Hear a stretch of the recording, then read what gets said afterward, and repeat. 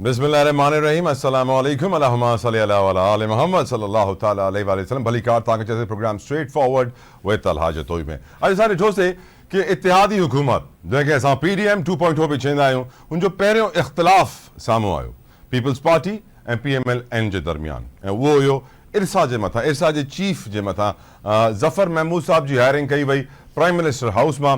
ज़फ़र महमूद जेके already retired officer आहिनि, वापडा जा chairman रही चुकिया, हुननि खे वरी तव्हां ख़बर हुजणु घुरिजे कि पाकिस्तान में मरावा हाथी जेको आहे उहो वधीक पसंदि कयो वेंदो आहे। त रिटायर्ड ऑफिसर्स जी वधीक हलंदी आहे, वधीक पावरफुल हूंदा आहिनि, त रिटायर्ड ऑफिसर्स खे ई वॾा उहिदा मिलंदा आहिनि। त इहो वॾो उहिदो हिकिड़े रिटायर्ड ऑफिसर खे मिलियो जंहिं ते पीपल्स पार्टी एतिराज़ कयो। मुराद अली शाह साहब सुबुह हिन ते बयानु ॾिनो, जंहिंखां पोइ असांजे वज़ीर आज़म मियां शहबाज शरीफ़ इहो नोटिफिकेशन कैंसिल कयो या तैनाती ख़तमु कई ऐं पोइ हाणे ॾिसूं था छा अॻिते फ़ैसिलो थींदो। और हिकिड़ी ॻाल्हि त वाज़े आहे, कालाबाग डैम हुजे, इरसा जा मैटर्स हुजनि, पाणी जा मामलात हुजनि, सिंध हमेशह सां परेशान हिन करे रहियो आहे छो करे सिंध पाकिस्तान जे टेल में आहे, आख़िर में आहे, ऐं आख़िर में वञी सिंध खे पाणी मिलंदो आहे। हिन महिल थियो इहो आहे कि जॾहिं बि डैम्स जी ॻाल्हियूं थींदियूं आहिनि त सिंध में माण्हू बीह रहंदा आहिनि ऐं चवंदा आहिनि कि असांजो पाणी जेको अॻु में ई खुटियल आहे घटि थो अचे, अञा घटि ईंदो। त यकीनन इहो हिकिड़ो अहिड़ो कंसर्न आहे सिंध जो जेको लेजिटिमेट आहे, हिन खे एड्रेस थियणु घुरिजे, हिन ते पॉलिसी मेकिंग थियणु घुरिजे, हिन ते कमु थियणु घुरिजे ताकी हिकु त सिंध में पाणी जी खोट ख़तमु थिए ऐं ॿियो त कॾहिं बि अहिड़ी सिचुएशन साम्हूं न अचे कि सिंध वारनि खे हुननि जो राइटफुल शेयर, हुननि जो हक़ न मिले। त यकीनन इहा हिकिड़ी वॾी डेवलपमेंट आहे। अॼु जी ॿी ॻाल्हि कयूं त सेनेट में इलेक्शन थिया आहिनि, 6 सीटूं हुयूं जंहिं ते इलेक्शन थिया। यूसुफ रज़ा गिलानी खटी विया, ॿिया बि वॾा वॾा नाला खटिया आहिनि जंहिंमें अब्दुल कुद्दूस बिदिंजो अॻूणा वज़ीर आला आहिनि बलोचिस्तान जा, मीर दोस्तन डोमकी, अब्दुल शकूर। असांखे ख़बर आहे कि यूसुफ रज़ा गिलानी साहब जेके खटिया आहिनि हो हाणे कैंडिडेट हूंदा चेयरमैन सेनेट लाइ पीपल्स पार्टी जा अचण वारे ॾींहंनि में। यकीन इहा बि हिकिड़ी वॾी पोज़ीशन आहे जेको यूसुफ रज़ा गिलानी साहब लाइ यकीन वॾी अचीवमेंट बि हूंदी, पीपल्स पार्टी लाइ बि इहा हिकिड़ी वॾी ख़बर आहे। अॼु जी ॿियूं अॻिते ॻाल्हियूं कयूं त असांखे इहो बि ख़बर आहे कि सुन्नी इत्तेहाद काउंसिल खे पेशावर हाई कोर्ट मना करे छॾियो आहे कि तव्हांखे रिज़र्व सीट्स न मिलंदियूं, छो जे करे तव्हां इलेक्शन में का सीट खटिया ई कोन आहियो, तव्हां इलेक्शन में का अचीवमेंट सुन्नी इत्तेहाद काउंसिल जी आहे कोन, पोइ छो सुन्नी इत्तेहाद काउंसिल खे रिज़र्व सीट्स मिलनि। जंहिंखां पोइ असां ॾिठोसीं कि जेके गौहर ख़ान साहब आहिनि उहे PTI जी सेंट्रल एग्ज़ीक्यूटिव कमेटी जी मीटिंग खां पोइ ॿाहिरि ईंदा आहिनि, मीडिया सां ॻाल्हाईंदा आहिनि ऐं मीडिया सां ॻाल्हाइण में इहे ॻाल्हियूं कंदा आहिनि। उहे चवंदा आहिनि कि जेके खटियल सीटूं बि आहिनि PTI जी हुननि ते रीकाउंटिंग करे करे PTI खे हाराइनि था। मूंखे यादि अची वियो फैसल वाडा साहब जो बयानु जॾहिं हुननि चयो कि अगरि PTI वारनि वधीक शोर कयो, वधीक रोइण धोइण कयो त जेके खटियल सीटियूं आहिनि उहे बि हथ मां वेंदियूं, उहो ई थिए पियो। गॾोगॾु असां ॾिसोसीं कि असद कैसर साहब बि इहो बयानु ॾिनो, प्रेस कॉन्फ्रेंस कई, मीडिया साम्हूं आया ऐं चयूं कि हाणे असां मुज़ाहमती सियासत जो आगाज़ था कयूं, हाणे असां दोस्ती न कंदासीं, हाणे असां एहतिजाज कंदासीं। ॾिसूं था हाणे PTI छा करे सघंदी। लॻे त इहो ई थो गौहर ख़ान जी स्टेटमेंट खां पोइ कि अचण वारे ॾींहंनि में PTI जी सीटूं घटि थींदी रहंदियूं। ॻाल्हि कयूं अगरि पाकिस्तान जे मुआशी हालात जी त हर कोई यकीन सां ॿुधो आहे, न वॾा वॾा नाला चवनि पिया असां पघारूं न खणंदासीं, जंहिंमें आसिफ अली ज़रदारी साहब सभिनीनि खां अॻु में इहा स्टेटमेंट ॾिनी कि उहो पघार न खणंदा। पोइ मोहसिन नक़वी साहब जी तरफ़ां इहा स्टेटमेंट आई उहो पघार न खणंदा। हूअं बि को माण्हू ॿिनि उहिदनि ते वेही करे 2 पघारूं नथो खणी सघे। मोहसिन नक़वी साहब त 2 उहिदा आहिनि त हिकिड़ी पघार उन्हनि फ़िलहाल छॾे ॾिनी, अलाह करे PCB वारी बि छॾे ॾिननि। अलीम ख़ान साहब चयो त उहो पघार न खणंदा। त यकीनन हिकिड़े पासे असां ॾिसूं था कि वॾा वॾा पाकिस्तान जा मिनिस्टर्स, लीडर्स, पॉलिटिकल पिलर्स चवनि था कि असां पघार कोन खणंदासीं छो जे करे पाकिस्तान जा माशी हालात सही न आहिनि। ॿिए पासे असां छा था ॾिसूं, मरियम नवाज़ साहिबा जॾहिं वज़ीर आला पंजाब ठहियूं त पहिरें महीने में ई हुननि हिकिड़ो जेको बजट पंहिंजो पास करायो पहिरें महीने जो, हिकिड़े महीने जो, उहो हुयो 358 बिलियन रुपीज़, 350 अरब रुपया हिकिड़े महीने जा। हाणे वरी 2 महीननि जा पैसा हुननि अप्रूव कराया आहिनि थ्रू अ सप्लीमेंट्री बजट। अॼु जेका ख़बर आई जेका मुंहिंजे लाइ अफ़सोस परेशान कोन हुई उहा इहा आई कि मरियम साहिबा पंहिंजी बुलेट प्रूफ गाॾी खे रिपेयर कराइण लाइ एज़ इन कि उनजा 4 नवां टायर अचणा, सीट कवर चेंज थियणा, नेट्स चेंज थियणियूं, त 2 करोड़ 70 लख रुपए जी मंज़ूरी हाणे वरिती वई आहे त उहो गाॾी में कमु थिए। ऐं ॿी ख़बर इहा आई पोइ मथां हुनजे कि मरियम साहिबा ऐलान कयो कि मां जॾहिं बि हाणे उहो ऑफिस खां जाती उमरा वेंदियूं as chief minister of course त उहो हेलीकॉप्टर जो इस्तेमालु कंदियूं। त मूंखे यादि अची वियो कि मुस्लिम लीग नून त सदाईं PTI ते तनक़ीद कंदी कि इमरान ख़ान छो हेलीकॉप्टर इस्तेमालु कंदो ऐं हाणे पाण मरियम साहिबा चवनि थियूं कि उहो हेलीकॉप्टर जे ज़रिए पंहिंजे ऑफिस खां जाती उमरा वेंदियूं। त अगेन उहा त साॻी ॻाल्हियूं थी वियूं, तव्हां जेकी बुरायूं ॿियनि जी कंदा आहियो उहो तव्हां बि हाणे करणु शुरू थी विया। ऐं हिन खां मथे जेका ॻाल्हि PMLN कई आहे, हिकिड़े पासे असां ॾिसूं था कि IMF सां मुज़ाकरात था थियनि बे पास ऐसी ॾिसूं कि ख्वाजा आसिफ साहब जेके डिफेंस मिनिस्टर इन वफ़ाक़ी वो चवन था कि पाकिस्तान के पास सब कुछ है, हमें IMF के पास जाने की जरूरत नहीं। अजीब सी गाल है, इट्स वेरी कंफ्यूजिंग। लगे यूं तो कि PMLN is in a difficult position, है कंफ्यूजिंग पोजीशन है, समझ उन्होंने कौन तो छा कयूं। डिस्कशन करने के लिए मेरे साथ उस वक्त मौजूद है एडवोकेट अहमद अवैस साहब, किसी तारफ के मोहताज नहीं है, पाकिस्तान तहरीक इंसाफ के सीनियर रहनुमा। अहमद साहब अस्सलाम वालेकुम, can you hear me clearly sir? जी वालेकुम अस्सलाम। अहमद साहब, पहला सवाल, अब मुझे याद पड़ता है सर फैसल वाडा ने भी कहा था काफी दिनों पहले कि PTI ने अगर ज्यादा शोर मचाया ना तो ये जीती हुई सीटें भी इनके हाथ से जाएंगी। आज गौर खान साहब ने भी यही कह दिया कि इलेक्शन कमीशन हर जगह रिकाउंटिंग खोल रहा है और PTI को हरा रहा है, तो एक एक करके आपकी सीटें कम हो रही हैं। और जो सर असद कैसर साहब ने कहा कि मज़ाहमती सियासत शुरू करने का वो ऐलान करते हैं, क्या होगा इस मज़ाहमती सियासत में अहमद अवैस साहब? देखिए बात ये है, मैं आपको ये बता दूं कि ये अभी तक ताकत के जोम में है, ऐसे हालात को ये समझ नहीं रहे हैं। और ये जिस अंदाज में पाकिस्तान के आइन के साथ खेल खेला जा रहा है और आइन को ऊपर से पुष्ट डाल के और एक डेस्पोटिज्म, एक नेकेड डेस्पोटिज्म जिसे कहते हैं ना, वो पाकिस्तान में उसके ऊपर उसकी बुनियाद पे हुकूमत की जा रही है। और ऐसा होगा लेकिन किसी सूरत ही। ये जो कुछ दिन खामोशी के हैं, यूं समझ लीजिए कि ये रमजान की वजह से रोजे हैं, बड़ी भरपूर किस्म की मूवमेंट तैयार खड़ी है और निकलेगी। लोग इसको इस तरह से ज्वाइन करेंगे उसकी फॉर टू रीजन। एक तो उनके उनके जो मैंडेट को जो स्टील किया गया, और दूसरा महंगाई से, लोग महंगाई से और जो हालात पाकिस्तान में पैदा हो चुके हैं, जुल्म से तंग आ चुके हैं। वो उस जुल्म के मारे, यानी कोई जो मिडिल क्लास है वो लोअर क्लास में तब्दील हो चुकी है, लोअर क्लास जो है वो बिलो पॉवर्टी लाइन में जा चुकी है। ये ना बिजली के बिल लोग देने के काबिल हैं, ना गैस का बिल देने के काबिल है, और ये समझ नहीं रहे हैं। ये IMF और उनकी जो कंडीशनलिटीज हैं वो तो कलेप्स कर देता है मुल्क, जब तक कि उसके साथ आप इन्वेस्टमेंट करके और जो जॉबलेसनेस में है, जो बेरोजगारी है, उसको आप कंट्रोल ना करें तो ये IMF का ये कंडीशनलिटी से तबाह कर देगी मुल्क को। और वो तो कंपनी की तरह चलाते हैं, और यहाँ पे मुल्क भी कभी कंपनी की तरह चला है। मुल्क तो कहते हैं ना कि जो सबसे कमजोर होता है वो state is like a mother. तो ये तो तमाम मामलात को छोड़ के ये उस एजेंडे को पूरा कर रहे हैं। सर, मैं मुझे बड़े अफसोस के साथ अहमद साहब सॉरी टू इंटरप्ट, जो कुछ कहा गया था वो सही था सब कुछ। सर आपने कहा state is like a mother. मुझे बड़े अफसोस के साथ अहमद साहब ये बताना पड़ रहा है और कहना पड़ रहा है कि पाकिस्तान में सबसे ज्यादा माँ की गाली इस्तेमाल होती है सर हमारी सोसाइटी में, अफसोस के साथ माँ और बहन की। और हम बड़ा कहते हैं हम अपनी माँ और बहनों का बड़ा एहतराम करते हैं, अफसोस के साथ मुझे कहना पड़ता है। खैर सर, अब ये बताइए, हम ये सब जानते हैं कि जब तक जियाउल हक जिंदा था जुल्फिकार भुट्टो को कोई शहीद नहीं कह सकता था। यहां तक भी कैंपेन चलाई गई थी कि जुल्फिकार भुट्टो को काफिर करार दिया जा सके किसी तरीके से। अब मेरी नजर में सर, अब PTI की सीटें अब रिकाउंटिंग में कम होती जाएंगी, आप लोगों को असेंबलियों से बाहर निकाल दिया जाएगा, आप लोग एहतजाज करेंगे, आप लोग को बंद कर दिया जाएगा। क्या कर लेंगे सर अब आप? मेरे ख्याल से आपको नेगोशिएशंस और मुफाहमत की तरफ जाना चाहिए, दोस्ती करनी चाहिए सर। दोस्ती के लिए जो वो कहें वो भी करना चाहिए। -1 फॉर्मूला तकरीबन हो ही चुका है, इनफैक्ट -2 फॉर्मूला, इमरान खान भी माइनस हो गए हैं, नवाज शरीफ भी माइनस हो गए हैं। तो मेरे ख्याल से सर आपके पास अभी ऑप्शन है नहीं सिवाय इसलिए घुटने टेक दीजिए सर। नहीं, मेरी बात सुनिए, मैं आपको बताऊं, ये महसूस ऐसा जरूर होता है, दूर से देखने वाले को ये जरूर महसूस होता है कि जो एक तरफ ताकत जो है वो भरपूर तौर के ऊपर जो है इस्तेमाल हो रही है, और उसके मुकाबले में निहत्ते अवाम और PTI जिसको उन्होंने तोड़ फोड़ का शिकार है, लीडरशिप जो है वो जेल में है, और जो हालात जिससे गुजर रहे हैं वो किसी सूरत ये मुकाबला ना कर पाएंगे। लेकिन मैं आपको ये बता रहा हूँ कि ये एक लल बिफोर स्टॉर्म है, ये आप बात मेरी नोट कर लीजिए। ये जो ही रमजान खत्म होता है तो ये इतनी भरपूर मूवमेंट की शक्ल अख्तियार करेगी, अवाम इस तरह से बाहर निकलेंगे और डेस्परेट होकर निकलेंगे कि ये ना उसको फौज रोक सकेगी ना कोई रोक सकेगा।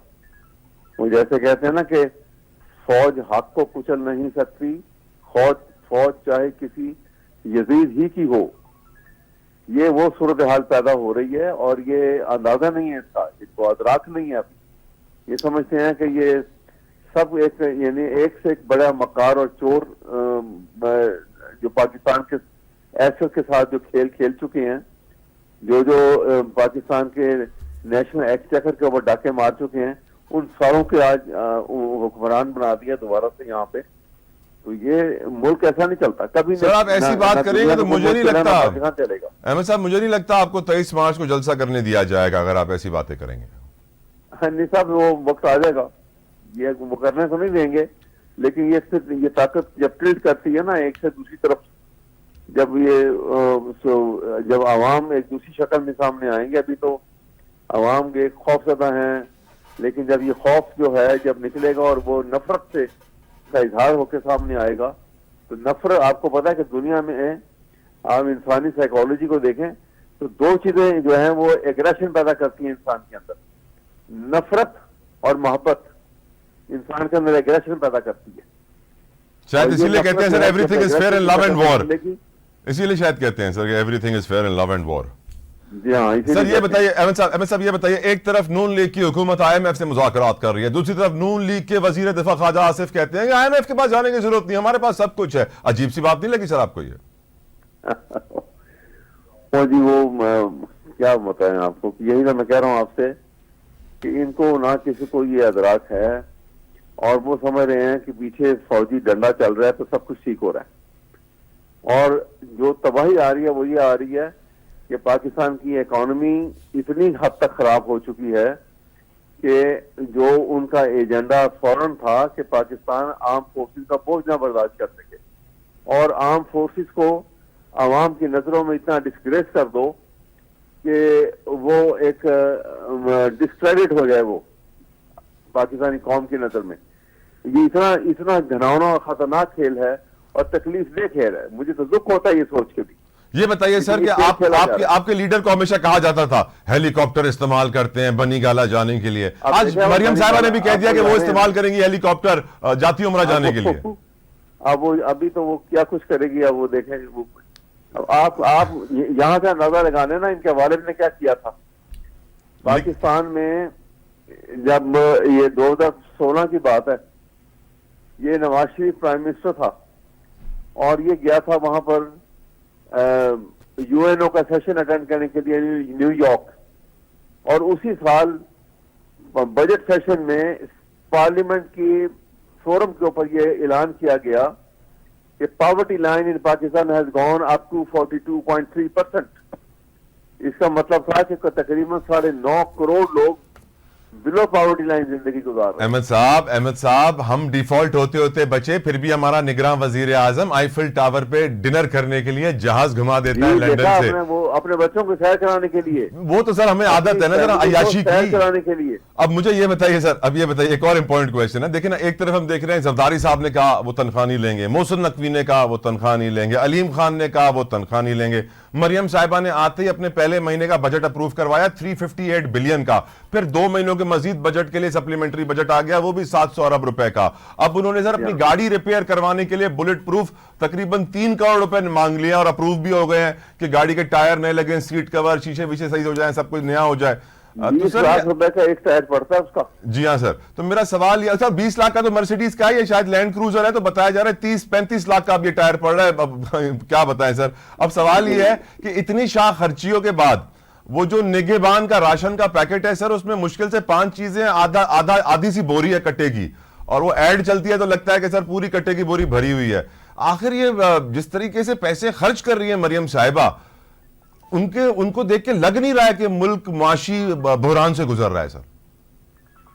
नहीं सर, उनको नहीं लगेगा बिल्कुल। वो तो पहले भी लूटते रहे हैं। आप देखें ना हिस्ट्री, ये तो द मोस्ट अनफॉर्चुनेट एस्पेक्ट है कि यहाँ पे अदालतों में जिस तरीके से उसको बरी कर दिया है कि जी उसकी सबूत नहीं मिला। आज भी वो जायदाद लंदन में जिसमें ये रहता रहा है, वहां पे एब्सकॉन्डर था जब ये, और उसकी फैमिली रहती रही है, वो तमाम की तमाम आज भी उसके नाम पर है। और वो बड़े चीफ जस्टिस साहब के बेंच नहीं आराम से बात करती इस्लामाबाद की, जबकि कहा जाता है कि justice is blind but not the जज। आपकी मखसूस नशिस्तों का क्या होगा सर? सर मैं आपको बता दूं, यहाँ पे एक शदीद अनारकी जो है राउंड द कॉर्नर खड़ी हुई है। ये मेरी बात लिख लीजिए, ये किसी सूरत ये मामला ऐसे नहीं चलेगा और बड़ा अनफॉर्चुनेट होगा ये सारा कुछ। सर ये अगर समझे कि ये इस तरह बदलते जाएंगे और ये सीटें बदल के लेते जाएंगे और ये सारे खामोश तमाशा देखते जाएंगे, ऐसा कतई नहीं होगा। सर इमरान खान ये जेल में मामला मर भी जाए तो आप लोग हाथ से कुछ नहीं कर पाएंगे सर। ये सब करेंगे। ये आपका वो उसने कहा था ना हबीब जालिब ने कि कोई ठहरा हो लोगों के मुकाबिल तो बताओ, वो कहाँ है कि जिन्हें नाज बहुत अपने तही था। ये जिस वक्त निकल आते हैं ना तो उस वक्त कोई नहीं कुछ कर सकता। सर ये तो हसन अभी और जब तक हुसैन चलेगा- नवाज भी बाइज्जत बरी हो रहे हैं सर। हाँ जी, हसन और हुसैन नवाज भी बाइज्जत बरी हो रहे हैं सर अब। हाँ जी, बरी हो गए। उनके वालिद साहब भी तो बरी हो गए ना, तो वो बरी तो होंगे, लेकिन कोई बात नहीं है। ये निजाम जो है वो अभी आपका वक्त नहीं है, वरना मैं इसके ऊपर बड़ा खूबसूरत उसका साहिल लुधियानवी ने जो इंसाफ के मुतालिक एक कथा कहा होगा ना, वो सुनने वाला है। पीटीआई के लिए आने वाला वक्त तारीकी से भरा हुआ है या कोई उम्मीद की किरण बाकी है सर? यकीनन उम्मीद की किरण बाकी है और वो किरण जो है वो फूटेगी। कहते हैं कि जिसे उसने कहा था ना फराज ने, कि उसे खबर नहीं कि रात जब किसी खुर्शीद को शहीद करे तो सुबह एक नया सूरज तराश लाती है। ये वो कैफियत आने वाली है यहाँ पर। बहुत बहुत शुक्रिया एडवोकेट अहमद उवैस साहब, आपने अपना कीमती वक्त हमारे लिए निकाला। यकीनन पीटीआई लाइ अचण वारा ॾींहं तमामु ॾुखिया हूंदा, हिन ॻाल्हि में तो कोई शक ई न आहे। हाणे ॾिसणो इहो आहे कि पीटीआई जे वर्कर्स में, उन्हनि जे सपोर्टर्स ऐं वोटर्स में केतिरो दमख़म आहे। छो जो जेको बि ताक़तवर जे साम्हूं बीहंदो आहे हुनजी ताक़त थी वेंदी आहे ज़ीरो। पीटीआई खे जाम पादर लॻी चुकिया आहिनि, अञा घणा पादर खाई सघंदी इहो ॾिसणु बाक़ी आहे। ब्रेक था वठूं, डिस्कशन जारी रहंदी।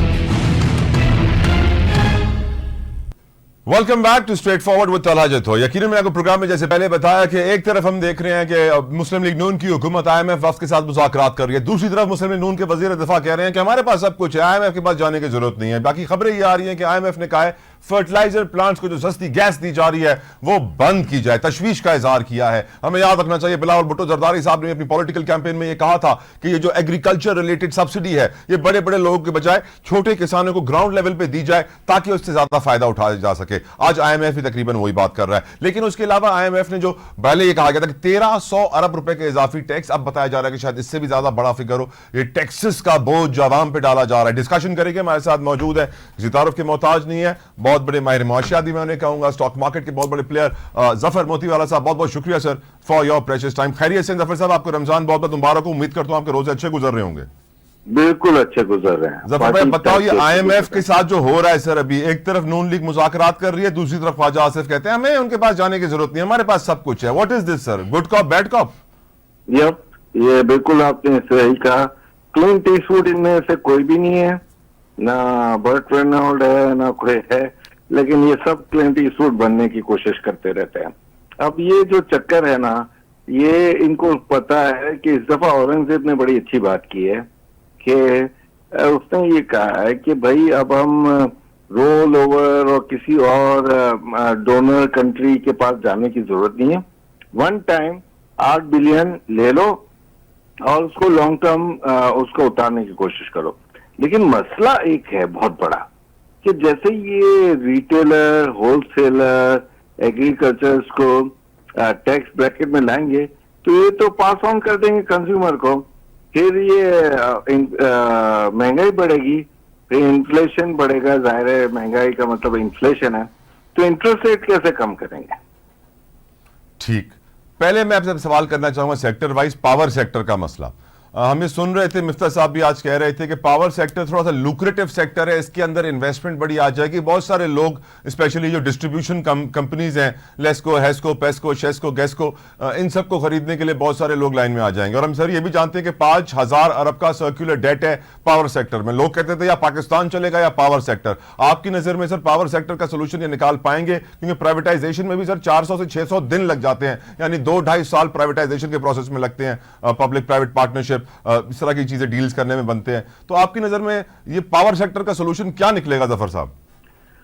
पावर सेक्टर का सोल्यूशन कम टाइम में निकल सकता है, लेकिन पीपीपी हुकूमत जो है वो नहीं चाहेगी। क्यों? अभी ऑलरेडी उन्होंने पीआई की प्राइवेटाइजेशन में चीखों पुकार कर दी है। अब ये है कि ये जो व्हाइट एलिफेंट्स हैं, आपको कॉन्सेप्ट जतोई पता है ना व्हाइट एलिफेंट्स का? फिर भी आवाम के लिए समझाएं सर। व्हाइट एलिफेंट का कॉन्सेप्ट ये था कि फार ईस्ट में कोई एक दूसरे को, कोई एक जागीर, कोई एक हुकूमत, कोई एक सरदार, कोई एक सुल्तान, एक को दूसरे को व्हाइट एलिफेंट दे दे तो उसका मेंटेनेंस में वो एलिफेंट जो एलिफेंट की मेंटेनेंस थी उसमें ही वो सल्तनत खत्म हो जाती थी। सफेद हाथी को पालते पालते बादशाह गरीब हो गया। कैसा गरीब हुआ है, कैसा गरीब हुआ है। हम लोग जब पहले गलती कोई करते थे ना, कोई प्रॉपर्टी गलत ले लेते थे या कोई स्टॉक गलत, तो अपने ऊपर इल्जाम डालते थे। ये तो अचानक गरीब हो गए, अचानक अचानक। अब अगला सवाल जफर साहब, डेट क्राइसिस, कर्जों की सूरत हाल। 271-72 अरब डॉलर्स का कर्जा है हमारे ऊपर, यानी कोई 80,000 अरब रुपए का, 80 trillion rupees sir. Per capita debt हर पाकिस्तानी तकरीबन $1200 का इस वक्त मकरूज है। हम इस वक्त सर 8 अरब रुपए के कर्जे ले रहे हैं आईएमएफ से 4 सालों के लिए, और हर साल हमें 25-25 अरब डॉलर वापस करने हैं। तो सर ये कैसे होगा मैनेज? ओ बाबा, जंग शुरू करो। किससे? जंग शुरू करो, चोरी काम चोरी शुरू करो। किससे जंग करेंगे जफर साहब? किसी से भी करो, वॉर इकोनॉमी है। आगे पीछे, अपने घर के अंदर, किसी से भी। आगे पीछे, अपने घर के अंदर, किसी से भी नहीं सर। ये तो हमें मुल्क के दुश्मन से और चोरी और काम चोरी से, करप्शन से, टैक्स चोरों से जंग करनी चाहिए। हमें अशराफिया कुछ नहीं यार, आप समझो ना यार, कम ऑन यार, यू आर नॉट दैट। नहीं, मैं अवामी नुमाइंदा हूं sir, I am very naive, मैं बहुत मासूम हूं, बहुत शरीफ हूं, मुझे खुल के समझाइए ना सर प्लीज, वरना लोग समझेंगे आप कह रहे हैं कि बीवी के साथ जंग करो, जो कि सही नहीं है। अमेरिका को वापस देना पड़ेगा वो एयरपोर्ट। हमें अमेरिका से वापस डिस्कशन करना पड़ेगा, क्या ये जो टीपीपी है इसको कैसे खत्म करें। ये मानते हो कि ये भी नहीं मानोगे? नहीं, ये भी नहीं। टीपीपी से मुराद आपकी सर? तहरीक वो क्या है अपना तालिबान, टीटीपी तहरीक तालिबान पाकिस्तान को खत्म करे, पाकिस्तान में टेररिज्म को खत्म करे। तो आप कह रहे हैं टेररिज्म भी अमेरिका की तरफ से सपोर्टेड है। अब सवाल ये ना सर, अब पाकिस्तान के अंदर सब कुछ है सर जफर साहब, मिनरल्स की बात करें, हमारा पड़ोसी मुल्क ईरान कह रहा है कि मुझसे सस्ती गैस ले लो, 50-70 रुपए लीटर पेट्रोल ले लो, मैं आपके सारे पावर प्रॉब्लम सॉल्व कर दूंगा। हम कब तक आखिर America, world leaders, IMF, world bank, Asian development bank, new world order के तहत दबते रहेंगे? 70 की दिहाई में सर चाइना और ईरान पे पाबंदियां लगी थी, वो वर्ल्ड पावर बन गए। हम जो है पाबंदियों से बचने के चक्कर में फकीर बन गए दुनिया के सर। यार वो पॉपुलेशन इतनी बढ़ा ली ना, 3.1, 3.2, कम ऑन यार, इसको कौन संभाल सकता है? ये एक गाजा स्ट्रिप की तरह एक छोटा सा स्ट्रिप वाला कंट्री है। जो बड़ा कंट्री था, यानी जो मेजॉरिटी थी, फर्स्ट टाइम हिस्ट्री में हुआ है कि माइनॉरिटी से परेशान होकर भाग गई। आपको पता है उस टाइम ईस्ट पाकिस्तान में ज्यादा पॉपुलेशन थी। ओके। और जिस रेट पे सर अब पॉपुलेशन बढ़ रही है, हाउ थ्रेटनिंग इज दैट? क्योंकि पहले तो हम देखते थे ऐड चलती थी, हम दो हमारे दो, अब तो वो भी नहीं चलती। अरे वो ग्रीन स्टार किधर गया, वो 6-6 महीने वाला किधर गया? उन्होंने अपना पॉपुलेशन कंट्रोल कर ली बांग्लादेश ने, 17-18 करोड़ पर आ गए। हम तो यार ढना ढन से फटाफट। आपको एक छोटा सा किस्सा सुनाओ। कोई कहा था तो वो इफ्तिखार, वो मिनिस्टर था अपना किधर, केपीके का, उसको टेंट भेजा मियां इफ्तिखार, तो टेंट उसको भेजे अमेरिका ने और दूसरे कंट्रीज ने 2+2। वहां पर आ रहे हैं हमारे खान साहब 2+7, 2+8 लेकर।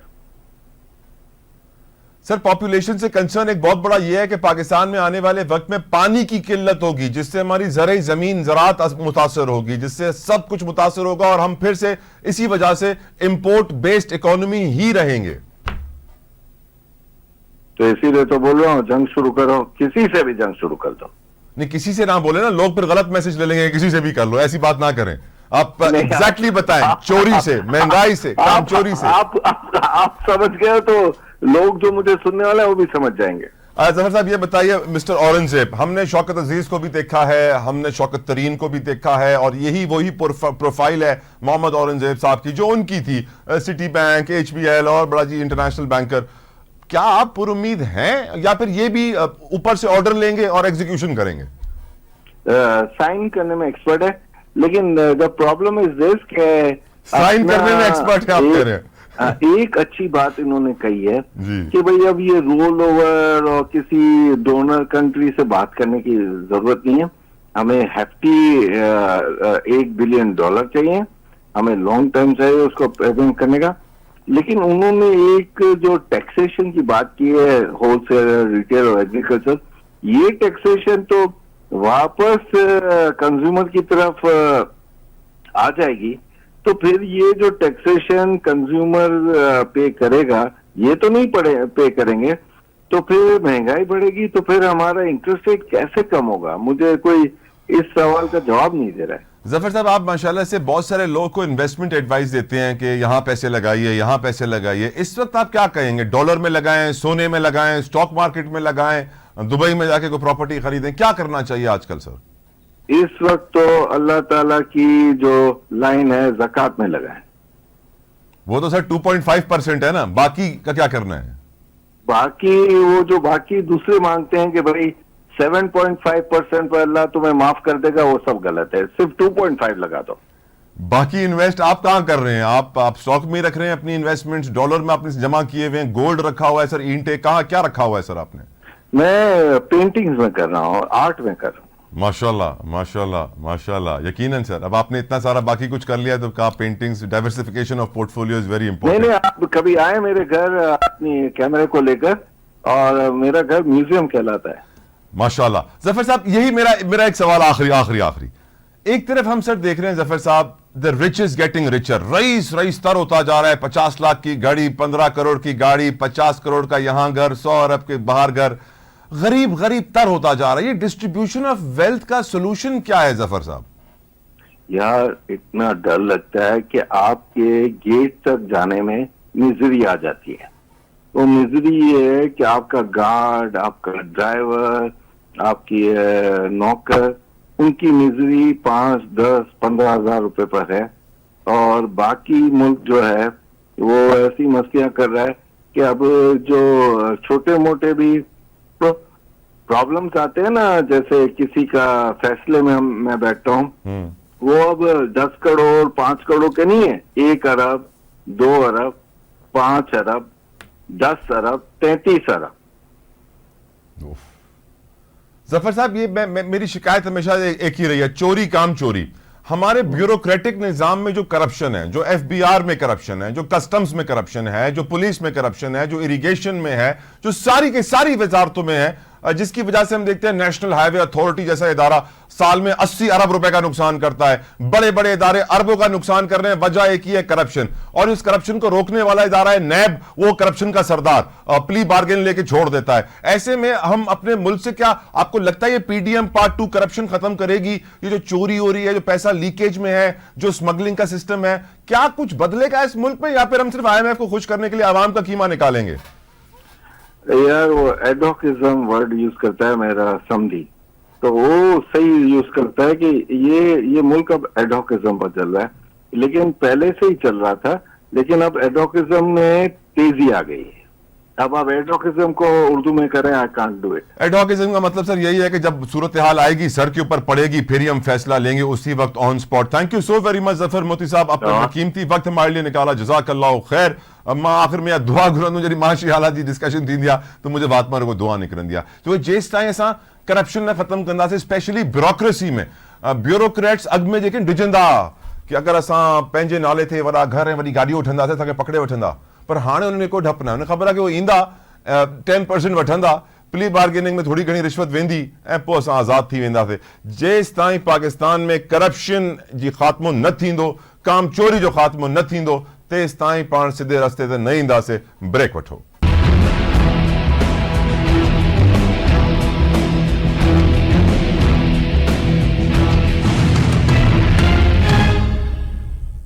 जब जब मुल्क में मुआशी बदहाली आती है, सबसे पहली चीज जो हम देखते हैं वो देखते हैं क्राइम्स, खासतौर पे स्ट्रीट क्राइम्स में बेहद बेपनाह इजाफा हो जाता है। लेकिन हम हमेशा से बात करते आए हैं, कराची जैसे शहर में बड़ा बड़ा क्राइम है, पुलिस का कंट्रोल करने के लिए नाकाफी है। जब मैं खादिम हुसैन रिंद साहब से बात कर रहा था तो वो कहते हैं कि अंग्रेजों ने कानून बनाया था जिसमें 450 लोगों पे एक पुलिस वाला था। आज ग्राउंड रियलिटी ये है 4,500 लोगों पे एक पुलिस वाला है। आज जब हम बात करते हैं क्राइम की तो हालात कुछ ऐसे हैं कि लग रहा है कि चोर और पुलिस एक दूसरे से हाथ मिला के बैठ गए हैं, एक हो गए हैं और मिली भगत वाज़े नजर आ रही है। वजह यह है पुलिस पार्टियां लोगों को लूट रही हैं, बिजनेसमैन को किडनैप कर रही हैं, उनसे ब्लैंक चेक्स पे साइन करने को कह रही हैं और सिचुएशन काफ़ी स्केरी है। डिस्कशन करेंगे। नदीम अफजल डोगर साहब मेरे साथ मौजूद हैं। डोगर साहब किसी तारुफ के मोहताज नहीं है, पाकिस्तान के मैं कहूँगा इंतहाई सीनियर रिपोर्टर, क्राइम को बड़े करीब से जानते हैं। डोगर साहब, शुरू करते हैं डीएसपी बजारी से। पहले आई खबर डीएसपी बजारी है, वो पुलिस पार्टी लेके जाते हैं, लोगों के घर पे रेड मारते हैं, वहां से पैसे वैसे गोल्ड सोना जो चीज मिले निकाल लेते हैं। फिर हमने ये भी खबर देखी एसएसपी फिदा हुसैन शाह साहब की, जहां पे देखा जाता है कि वो सीएसएस में टॉप पोजीशन पे थे, उनके ऊपर इंक्वायरी हो रही है कि उन्होंने एक बिजनेसमैन से ब्लैंक चेक मांगा जिनकी हब पर फैक्ट्री थी। फिर आज ये खबर आती है कि एक एसएचओ को हिरासत में ले लिया गया है और उसके साथियों को, वजह यह है कि उसने 1,18,00,000 रुपए एक शख्स से निकाल लिए अपनी वर्दी की ताकत के ऊपर। ऐसी कितनी जाली पुलिस पार्टियां हैं और क्या वजह है कि चोर और पुलिस ने हाथ मिला लिया है, दोनों एक पार्टी बन गए हैं? सर देखिए जदोई साहब, बेसिकली चोर और पुलिस ने कोई अभी हाथ नहीं मिलाया। ये तो बहुत पुरानी जो है वो एक हिस्ट्री है, जब से पुलिस है, जब से चोर सिपाही और ये सारा वो था।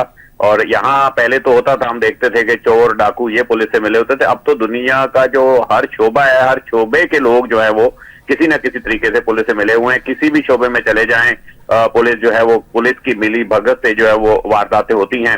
पिछले 4-5 साल का जो अरसा था वो बहुत बेहतर गुजरा था कराची में।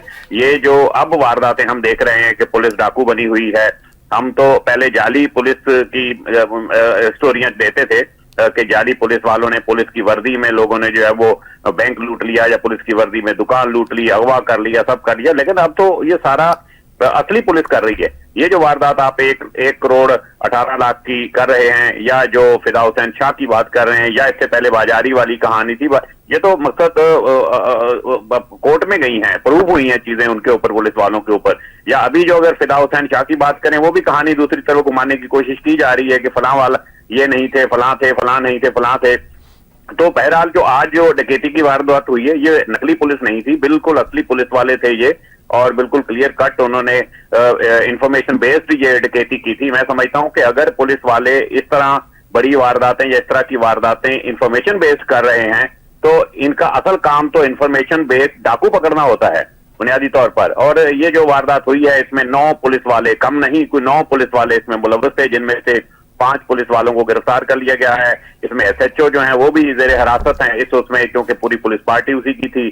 शायद इनकी कोई मैच जो पीएसएल चल रहा है, इस सिलसिले में कोई ड्यूटी थी, इस ड्यूटी के दौरान उनको ये इन्फॉर्मेशन मिली थी कोई कि पैसा कोई शिफ्ट होने वाला है यहाँ पर, लिहाजा उन्होंने ये वारदात की और पैसे लूट लिए। बहरहाल गिरफ्तारी हुई है, बाकी जो 4 लोग हैं उनकी गिरफ्तारी के लिए भी कोशिशें हो रही हैं। डोगर साहब, ऐसी कितनी पुलिस पार्टियां होंगी जो डाकू बनकर कराची के लोगों को लूटने के लिए कार्रवाइयां करती होंगी रोजाना की बुनियादों पर? कुछ हमारे और क्राइम रिपोर्टर्स आती हैं, वो कहते हैं ऐसी कई 50-100 के करीब ऐसी पार्टियां हैं जिनका काम ही है कि रोज रिकवरी करनी है। देखिए, गिनती तो नहीं कर सकते। मैं समझता हूं कि ये एक थाना है, अब एक थाने में एक एसएचओ की ये पार्टी है। अगर कराची में 118 या 120 या 110 या 115 थाने हैं, इसके अलावा जो सेल हैं पुलिस के, सबसे ज्यादा जुराइम जो लूटमार या वारदातें वो सेल हैं यहाँ पर। खासतौर पर जैसे सीटीडी का तस्करा हो रहा है, काउंटर टेररिज्म डिपार्टमेंट जिसने दहशतगर्दी का खात्मा करना है, वो हर तरह का जुराइम उनके लोग जो है वो करने में मुलव्वस हैं। इसी तरीके से दूसरे जो डिपार्टमेंट हैं कराची पुलिस के या सिंध पुलिस के, मैं समझता हूँ सब अपने तौर पर कर रहे हैं। दूसरी जो अहम बात है ना, जो जिससे मुझे परेशानी है, पहले तो पुलिस डकैतियां भी करती थी, कुछ पुलिस वाले गिनती के इस जुराइम में मुलव्वस होते थे, लेकिन एक बड़ी तादाद पुलिस की वो होती थी जो जुराइम रोकने पे या डाकुओं को पकड़ने में एक्टिव नजर आती थी। अब तो हर पुलिस वाला जुर्म करता हुआ नजर आ रहा है। कोई गुटखा छालिया गुटखा चला रहा है, कोई चोरों की सरपरस्ती कर रहा है, कोई वजह सियासी सरपरस्ती। डोगर साहब आखिरी सवाल जल्दी से, वजह सियासी सरपरस्ती है? बिल्कुल 100% सबसे ज्यादा मैं मुदाखला देख रहा हूं इस वक्त सियासी सरपरस्ती। बहुत बहुत शुक्रिया नदीम अफजल डोगर साहब फॉर योर प्रेशियस टाइम। यकीनन डोगर साहब असांखे समझाए छॾियो आहे कि पाकिस्तान खासतौर ते कराची जेका पुलिस आहे, सिंध पुलिस करप्शन जी इंतिहा ते पहुची चुकी आहे। हर पुलिस वारो, हर थाने में हिकिड़ो पुलिस वारो वर्दी में डाकू ठहियल आहे, माण्हुनि खे लुटण लाइ तयार आहिनि। इहा ई वजह आहे कि सिंध में डाकू राज अॼु बरक़रार आहे ऐं कराची में क्राइम वधे पियो। मूंखे इजाज़त ॾियो, अंटिल नेक्स्ट टाइम, अल्लाह हाफ़िज़।